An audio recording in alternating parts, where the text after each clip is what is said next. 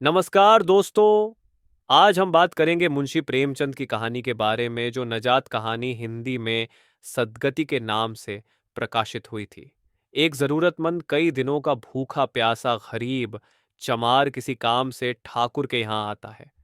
ठाकुर उसे लकड़ी काटने के काम पर लगा देता है। सख्त गर्मी से बेहाल वह लकड़ी काटता है और अपनी थकान मिटाने के लिए बीच बीच में चिलम पीता रहता है।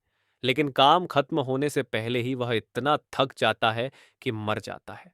उस मरे हुए चमार की लाश से ठाकुर जिस तरह जान छुड़ाता है वह बहुत मार्मिक है। तो चलिए कहानी शुरू करते हैं। दुखी चमार दरवाजे पर झाड़ू लगा रहा था और उसकी बीवी जरिया घर को लीप रही थी। दोनों अपने अपने काम से फराखत पा चुके। तो चमारिन ने कहा, तो जाकर पंडित बाबा से कह आओ, ऐसा ना हो कहीं चले जाए। दुखी, हाँ जाता हूं, लेकिन ये तो सोच कि बैठेंगे किस चीज पर। जरिया, कहीं से कोई खटिया ना मिल जाएगी, ठकुरानी से मांग लाना। दुखी, तू तो कभी ऐसी बात कह देती है कि बदन में आग लग जाती है। भला ठकुराने वाले मुझे खटिया देंगे? जाकर एक लोटा पानी मांगो तो मिले। भला खटिया कौन देगा? हमारे उपले ईंधन भूसा लकड़ी थोड़े ही हैं जो चाहे उठा ले जाए। अपनी खटोली धोकर रख देगी। गर्मी के तो दिन है, उनके आते आते सूख जाएगी। जरिया, हमारी खटोली पर वो न बैठेंगे? देखते नहीं कितने नेम धर्म से रहते हैं। दुखी ने किसी कुदर मघमूम लहजे में कहा, हाँ ये बात तो है। महुए के पत्ते तोड़ कर एक पत्तल बना लूं तो ठीक हो जाए। पत्तल में बड्ढे आदमी खाते हैं, वो पाक है। ला तो लाठी, पत्ते तोड़ डालूं। चरिया, पत्तल मैं बना लूंगी, तुम जाओ। लेकिन हाँ, उन्हें सीधा भी जाए और थाली भी। छोटे बाबा थाली उठाकर पटक देंगे। वो बहुत जल्द गुस्से में आ जाते हैं। गुस्से में पंडितानी तक को नहीं छोड़ देते। लड्डा के को ऐसा पीटा कि आज तक टूटा हाथ लिए फिरता है। पत्तल में सीधा भी दे देना, मगर छूना मत। भूरी गोंड की लड्डकी को ले शाह की दुकान से चीजें ले आना। सीधा भरपूर, सेर भर आटा, आध सेर चावल, पाव भर दाल, आध पाव घी, हल्दी नमक और पत्तल में एक किनारे 4 आने के पैसे रख देना। गोंड की लड्डकी न मिले तो फिर जन के हाथ जोद कर ले आना। तुम कुछ न छूना, वरना गजब हो जाएगा। इन बातों की ताकीद करके दुखी ने लकती उठा ली और घास का एक बद्दा सा गट्ठा लेकर पंडित जी से अर्ज करने चला। खाली हाथ बाबा जी की खिदमत में किस तरह जाता? नजराने के लिए उसके पास घास के सिवा और क्या था? उसे खाली देखकर तो बाबा जी दूर ही से धुतकार देते। पंडित घासी राम ईश्वर के परम भक्त थे। नींद खुलते ही ईश्वर की उपासना में लग जाते। मुंह हाथ धोते धोते 8 बजते। तब असली पूजा शुरू होती, जिसका पहला हिस्सा भंग की तैयारी थी। उसके बाद आध घंटा तक चंदन रगड़ते। फिर आईने के सामने एक तिनके से पेशानी पर तिलक लगाते। चंदन के मुतव्वाजी खतों के दरमियान लाल रोली का टीका होता। फिर सीने पर दोनों बाजुओं पर चंदन के गोल गोल दायरे बनाते और ठाकुर जी की मूर्ति निकालकर उसे नहलाते। चंदन लगाते, फूल चढ़ाते, आरती करते और घंटी बजाते। 10 बजते बजते वो पूजन से उठते और भंग छान कर बाहर आते। उस वक्त 2-4 जजमान दरवाजे पर आ जाते। ईश्वर उपासना का फिल फौर फल मिल जाता। यही उनकी खेती थी। आज वो इबादत खाने से निकले तो देखा दुखी चमार घास का एक गट्ठा लिए बैठा है। उन्हें देखते ही उठ खड़दहा हुआ और निहायत अदब से दंडवत करके हाथ बांध कर खड़ीदादा हो गया। ऐसा पुरजलाल चेहरा देखकर उसका दिल अकीदत से पुर हो गया। कितनी तकद्दुस माब सूरत थी। छोटा सा गोल मोल आदमी, चिकना सर, फूले हुए रुखसार, रूहानी जलाल से मुनव्वर आंखें। उस पर रुई और चंदन ने देवताओं की तकदीस अता कर दी थी। दुखी को देखकर शीरीम लहजे में बोले, आज कैसे चला आया रे दुखिया? दुखी ने सर झुकाकर कहा, बिटिया की सगाई कर रहा हूं महाराज। 7 शगुन विचारना है। कब मर्जी होगी? घासी, आज तो मुझे छुट्टी नहीं है, शाम तक आ जाऊंगा। दुखी, नहीं महाराज, जल्दी मर्जी हो जाए। सब ठीक कर आया हूं। ये घास कहाँ रख दूं? घासी, उस गाय के सामने डाल दे और जरा झाड़ू लेकर दरवाजा तो साफ कर दे। ये बैठक भी कई दिन से लीपी नहीं गई, इसे भी गोबर से लीप दे। तब तक मैं भोजन कर लूं, फिर जरा आराम करके चलूंगा। हाँ, ये लकड़ी भी चीर देना। खलियान में 4 खांची भूसा पड़ा है, उसे भी उठा लाना और भुसैले में रख देना। दुखी फौरन हुक्म की तामील करने लगा। दरवाजे पर झाड़ू लगाई, बैठक को गोबर से लीपा। उस वक्त 12 बज चुके थे। पंडित जी भोजन करने चले गए। दुखी ने सुबह से कुछ नहीं खाया था। उसे भी जोर की भूख लगी, लेकिन वहां खाने को धरा ही क्या था। घर यहां से मील भर था। वहां खाने चला जाए तो पंडित जी बिगड़ जाए। बेचारे ने भूख दबाई और लगती फाड़ने लगा। लगधी की मोटी सी गिरह थी, जिस पर कितने ही भक्तों ने अपना जोर आज जमा लिया था। वह उसी दमखम के साथ लोहे से लोहा लेने के लिए तैयार थी। दुखी घास छील कर बाजार ले जाता है। लगधी चीरने का उसे मुहावरा न था। घास उसके खुरपे के सामने सर झुका देती थी। यहां कस कस कर कुल्हाड़ी का हाथ जमाता, लेकिन उस गिरह पर निशान तक न पड़ जाता था। कुल्हाड़ी उचट जाती, पसीने से तर था, हांफता था, थक कर बैठ जाता था, फिर उठता था, हाथ उठाए न उठते थे, पांव कांप रहे थे, हवाइयां उड़ डच रही थीं, फिर भी अपना काम किए जाता था। अगर एक चिलम तंबाकू पीने को मिल जाता तो शायद कुछ ताकत आ जाती। उसने सोचा, यहां चिलम और तंबाकू कहाँ मिलेगा? ब्राह्मणों का गांव है, ब्राह्मण हम सब नीच जातों की तरह तंबाकू थोड़ा ही पीते हैं। यकायक उसे याद आया कि गांव में एक घोंड भी रहता है। उसके यहां जरूर चिलम तंबाकू होगी। फौरन उसके घर दौड़ा। खैर मेहनत सफल हुई। उसने तंबाकू और चिलम दी, लेकिन आग वहां न थी। दुखी ने कहा, आग की फिक्र न करो भाई, पंडित जी के घर से आग मांग लूंगा। वहां तो अभी रसोई बन रही थी। ये कहता हुआ वो दोनों चीजें लेकर चला और पंडित जी के घर में दालान के दरवाजे पर खड़धा होकर बोला, मालिक जरा सी आग मिल जाए तो चिलम पी लें। पंडित जी भोजन कर रहे थे। पंडितानी ने पूछा, ये कौन आदमी आग मांग रहा है? अरे वही सुसरा दुखिया चमार है। कहाँ है थोड़ी सी लकड़ी चीर दे, आग है तो दे दो। पंडितानी ने भम्वे चढ़ाकर कहा, तुम्हें तो जैसे पोथी पड्डे के फेर में धर्म कर्म की सुध भी न रही। चमार हो, धोबी हो, पासी हो, मुंह उठाए घर में चले आए। पंडित का घर ना हुआ, कोई सराय हुई? कह दो ड्योरी से चला जाए, वरना उसी आग से मुंह झुलस दूंगी। बड्ढे आग मांगने चले हैं। पंडित जी ने उन्हें समझाकर कहा, अंदर आ गया तो क्या हुआ? तुम्हारी कोई चीज तो नहीं छुई? जमीन पाक है, जरा सी आग क्यों नहीं दे देती? काम तो हमारा ही कर रहा है। कोई लकड़ डहारा यही लकड़ी फाड़ डाता तो कम अज कम 4 आने लेता। पंडितानी ने गरज कर कहा, वो घर में आया ही क्यों? पंडित ने हार कर कहा, ससुरे की बदकिस्मती थी। पंडितानी, अच्छा, इस वक्त तो आग दिए देती हूं, लेकिन फिर जो इस घर में आएगा तो मुंह झुलस दूंगी। दुखी के कानों में इन बातों की भनक पड्डे डाडिक रही थी। बेचारा पछता रहा था। नाहक आया। सच तो कहती हैं, पंडित के घर चमार कैसे चला आए? ये लोग पाक साफ होते हैं, तभी तो इतना मान है। चमार थोड़े ही हैं। इसी गांव में बूढ़ा हो गया, मगर मुझे इतनी अक्ल अक्ल भी ना आई। इसीलिए जब पंडितानी जी आग लेकर निकली तो जैसे उसे जन्नत मिल गई। दोनों हाथ जोड़कर जमीन पर सर झुकाता हुआ बोला, पंडितानी माता, मुझसे बड्डी भूल हुई कि घर से चला आया। चमार की अक्ल अक्ल ही तो ठहरी। इतने मूर्ख ना होते तो सबकी लात क्यों खाते? पंडितानी चिमटे से पकड़कर आग लाई थी। उन्होंने 5 हाथ के फासले पर घूंघट की आड़दात से दुखी की तरफ आग फेंकी। एक बद्धी सी चिंगारी उसके सर पर पड्डी डीडीएच गई। जल्दी से पीछे हटकर छात धरने लगा। उसके दिल ने कहा, ये एक पाक ब्राह्मण के घर को नापाक करने का नतीजा है। भगवान ने कितनी जल्दी सजा दे दी। इसीलिए तो दुनिया पंडितों से डरती है और सबके रुपए मारे जाते हैं।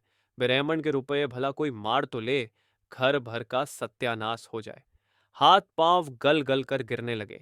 बाहर आकर उसने चिलम पी और कुल्हाड़ी लेकर मुस्तीत हो गया। खटखट की आवाजें आने लगीं। सर पर आग पड्डी डेच गई तो पंडितानी को कुछ रहम आ गया। पंडित जी खाना खाकर उठे तो बोली, उस चमरा को भी कुछ खाने को दे दो, बेचारा कब से काम कर रहा, भूखा होगा। पंडित जी ने इस तजवीज को फनाकर देने के इरादे से पूछा, रोटियां हैं? पंडितानी, 2-4 बच जाएंगी। पंडित, 2-4 रोटियों से क्या होगा? ये चमार है, कम अज कम सेर भर चढ़ा जाएगा।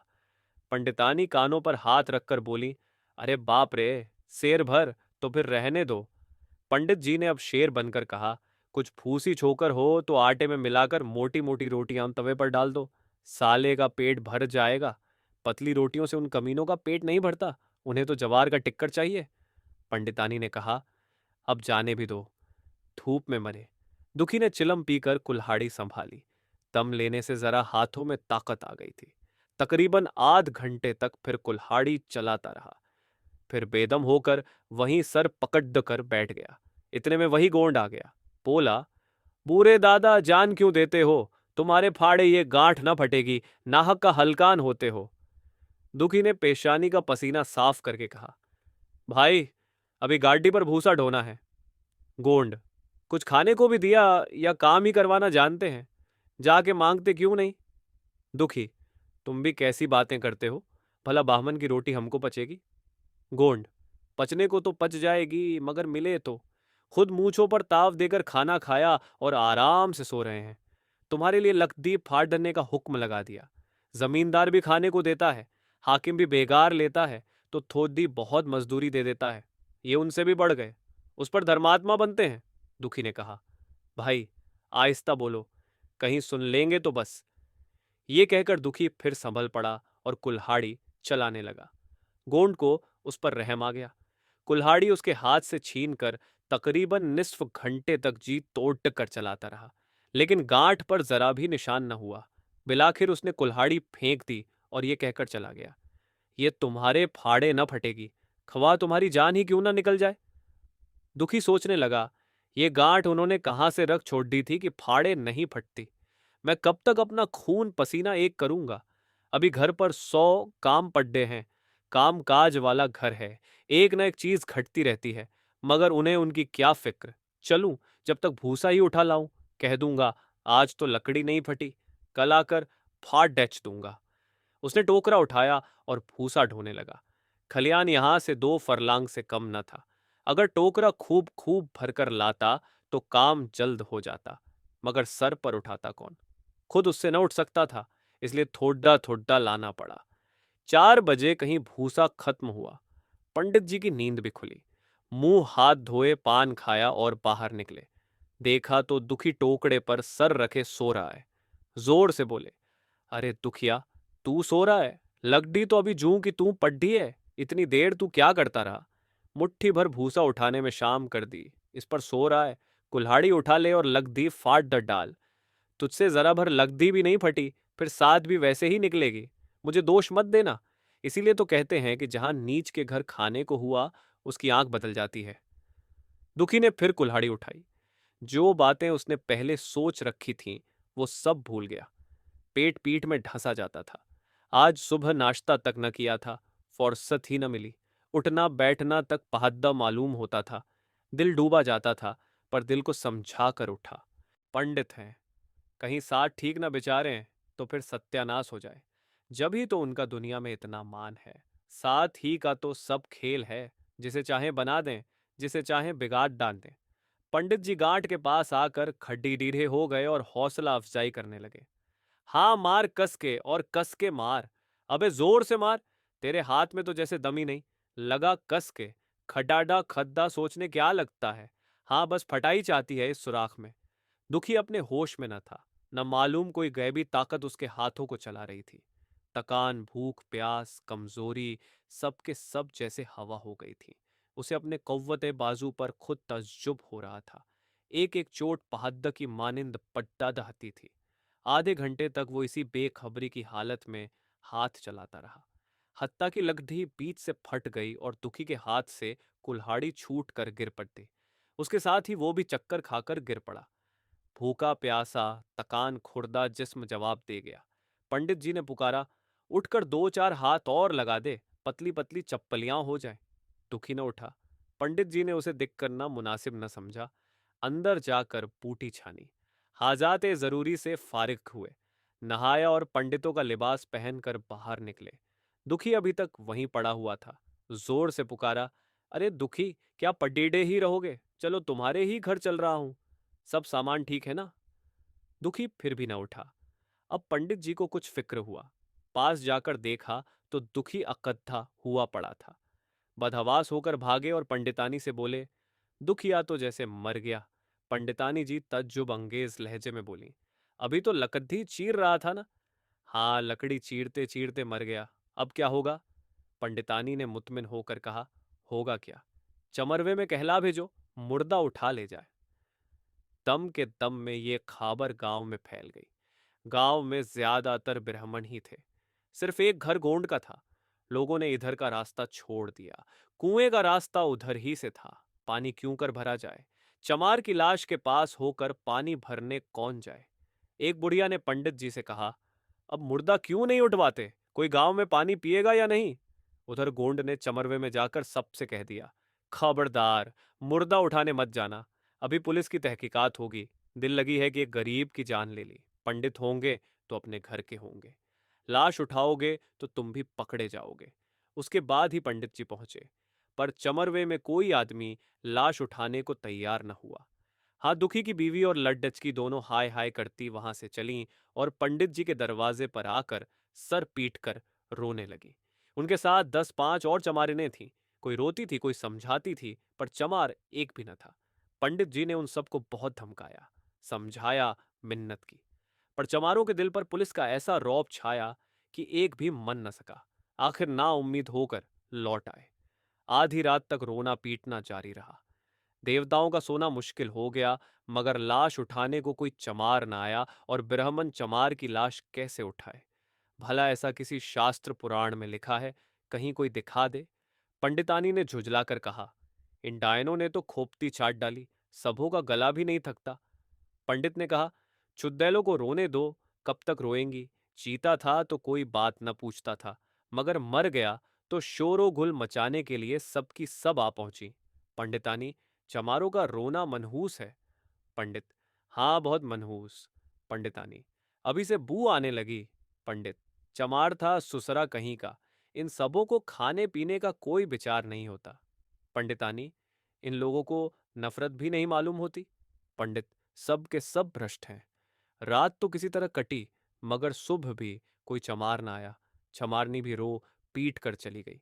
बदबू फैलने लगी। पंडित जी ने एक रस्सी निकाली, उसका फंदा बनाकर मुर्दे के पैर में डाला और फंदे को खींच कर कस दिया। अभी कुछ कुछ अंधेरा था। पंडित जी ने रस्सी पकड़ कर लाश को घसीटना शुरू किया और घसीट कर गांव के बाहर ले गए।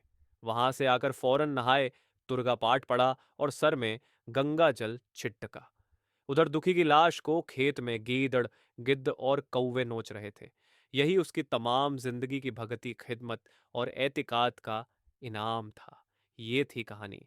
अगर आपको हमारा वीडियो पसंद आया हो तो लाइक करें, शेयर करें और अगर कुछ सुझाव और शिकायत है तो कमेंट बॉक्स में कमेंट कर सकते हैं और हमारे चैनल को सब्सक्राइब जरूर करें। धन्यवाद।